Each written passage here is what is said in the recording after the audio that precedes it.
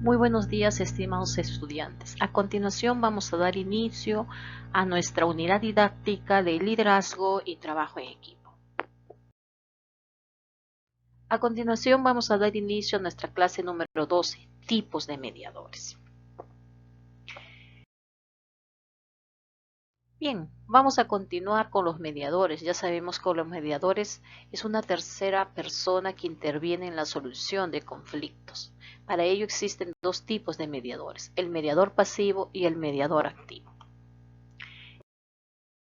El mediador pasivo es el mediador que apenas interviene directamente, hace predominar la comunicación directa entre las partes o actúa como un fiel transmisor de posturas. Efectúa predominantes reuniones conjuntas y la presión la efectúa cada parte sobre la otra, no el mediador. Es decir, acá ellos son los que intervienen, los que hablan, los que discuten, solamente el mediador lo único que hace es observar y observar.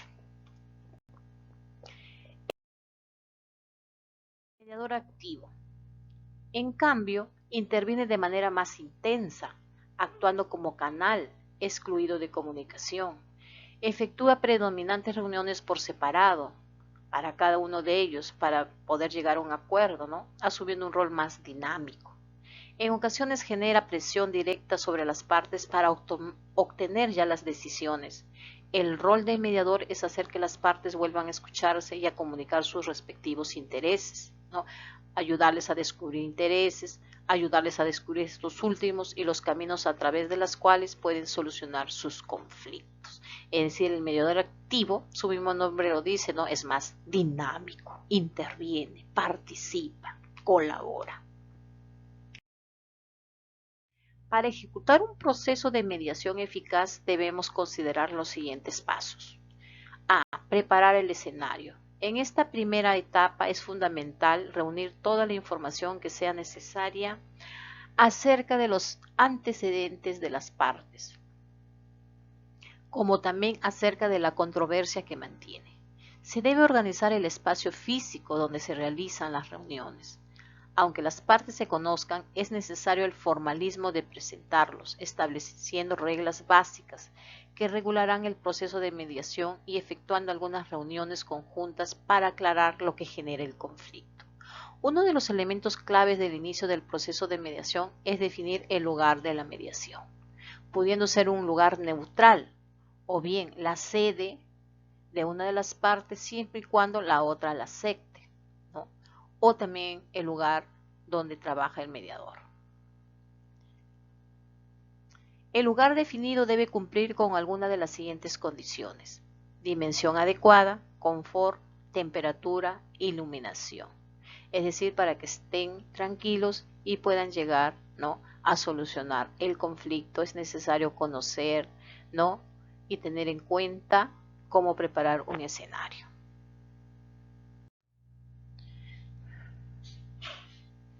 B. Comprender a las partes y a las cuestiones en controversia. Lo primero es identificar los puntos en conflicto, para la cual haga que cada parte indique y resuma los puntos pendientes. Permita preguntar aclaratorias, pregunte y resuma las veces que sea necesario de la siguiente manera. Reformule lo dicho y vuelva atrás. Vuelva a enunciar con sus propias palabras lo que el hablante ha dicho. Describa enunciar con sus propias palabras lo que el hablante ha dicho. Incluya los hechos y los sentimientos. Respete las frases u oraciones claves exactamente como los ha anunciado el hablante. Esto le confirma que ha sido escuchado. Formule preguntas, haga aclaraciones, formule preguntas abiertas usando un tono que no sea amenazador. El mediador nunca acepta un no, siempre se debe preguntar qué quieren las partes cuando dicen no.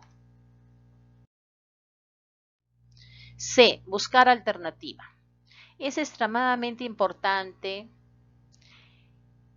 el identificar áreas de acuerdos. También se pueden generar lluvias de ideas con posibles soluciones e ir estableciendo acuerdos de principios y luego recordar los detalles. Se debe tener el enfoque adecuado para ir organizando el proceso de mediación.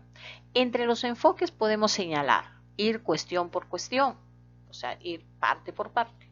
Verlo todo como un solo paquete, o también verlo todo, ¿no?, en forma general, o ir de lo pequeño a lo más grande, es decir, de lo más simple a lo más complejo. Desarrolle hábitos de acuerdo, es decir, ponerse de acuerdo, ¿no?, que ellos estén, ¿no?, conformes para poder desarrollar estos hábitos. En este paso de la mediación es imprescindible estar atento a las oportunidades que se presentan para ir cerrando el proceso. Por lo tanto, cuando hacen preguntas, hay que tener en cuenta cuándo presionar, cuándo ofrecen sugerencias o cuándo crean dudas. Son los elementos claves que nos permitirán avanzar o no en la solución de conflictos. Hay que aprovechar estos momentos. D. Finalización de la mediación. Un proceso de mediación finaliza con la inexistencia de un acuerdo o bien con un acuerdo. No hay otra alternativa. Si no se logra consenso, corresponderá a otras instancias buscar resolver el conflicto. Pero si llegamos a un acuerdo, este tiene que estar bien fundamentado. Debe ser de carácter permanente, que las partes lo sientan como un acuerdo equilibrado y lo suficiente claro para sus interpretaciones futuras. Bien, estimados estudiantes, a continuación resuelvan la práctica calificada número 12. Gracias por su atención. Yo soy el pan de vida. El que viene a mí jamás tendrá hambre. El que cree en mí jamás tendrá sed. Frases de Jesús de Nazaret. Hasta la próxima clase, estimados estudiantes. Nuestra última clase, clase número 13. Después vamos a tener la evaluación final. Bien, nos estamos viendo. Suerte.